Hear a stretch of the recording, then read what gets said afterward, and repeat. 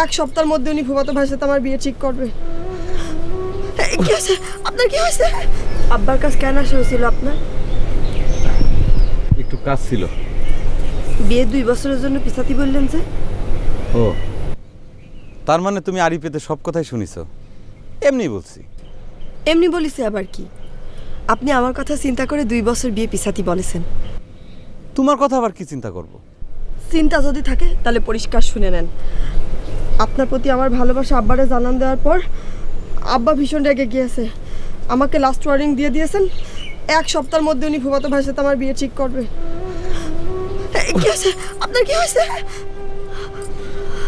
না কিছু না, হঠাৎ বুকের ভিতর কিরম জানি একটা সিলিক মারি উঠলো।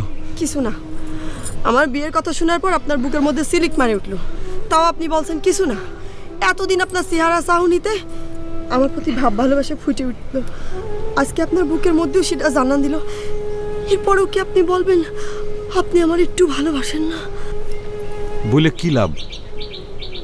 তোমার সাথে তো আমার কোনোদিন বিয়ে হবে না। আমাদের মধ্যে যদি ভাব ভালোবাসা চূড়ান্ত হয় তাহলে তো কত কিছুই করা সম্ভব। আব্বা রাজি না হলে আমরা পালাই বিয়ে করব। সেটাই আমি পারবো না চাঁদনি। আমি শুদ্ধ সঙ্গীতের সাধক, আমি অশুদ্ধ পন্থায় কোনোদিন বিয়ে করতে পারবো না। জান, তাহলে যত পারেন বিশুদ্ধ পন্থায় বিয়ে করেন। জান জান।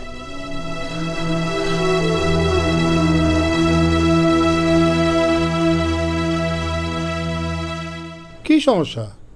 আমার স্ত্রী কয় আহির একটা জুয়েলের মতন ছেলে, তার বিয়েতে আবার কি সমস্যা? আরে ছেলে নিয়ে তো কোনো সমস্যা না জনাব, সমস্যা হচ্ছে ছেলের রাগ নিয়ে।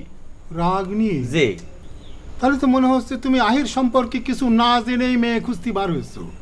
আরে আহির হচ্ছে এমন ছেলে যার বিন্দু মাত্র রাগ নেই। হা হা, রাগ মানে হচ্ছে আহিরের রাগ সঙ্গীত। ওই রাগ সঙ্গীত নিয়ে যত সমস্যা হচ্ছে। কেন, কি হয়েছে? আপনার যা সমস্যা তাগেরও ওই একই সমস্যা। ওই রাগ সঙ্গীতের কথা শুনে তো কেউ তারে ঘর জামাই করতে রাজি হচ্ছে না। তার মানে রাগ সঙ্গীতের উপরে রাগ আমার একার না, আরও মানুষের আছে। কিন্তু আমার যে একটা সমস্যা হয়ে গেল তোতা মিয়া, ওর যদি গ্রামের বাইরে চালান করতে না পারি তাহলে তো আমার 2 দিক দিয়ে সমস্যা হয়ে গেল। 2 দিকে সমস্যা বলে আপনি কি বোঝাতে চাচ্ছেন বড় মিয়া?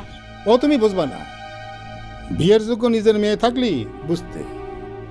ও, কিছুটা বুঝলাম।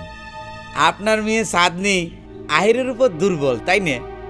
বাবা, বুঝার অ্যান্টিনা দেখতেছি খুবই মজবুত, কিন্তু আসল কামে তো ফেল মেরে আসলে। তোমার ঘটকের লাইসেন্স ক্যান্সেল হওয়া দরকার। যে আমার পেশা নিয়ে এত বড় একটা কথা বললেন বড় মিয়া, খুবই লজ্জা পেলাম।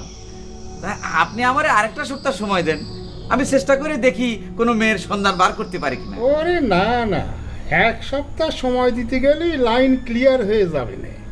তুমি এখন যাও, আমি অন্য লাইন দেখি। যাও। আমার ভিজিটটা? ভিজিট? ফেল মেরে এসে ভিজিট?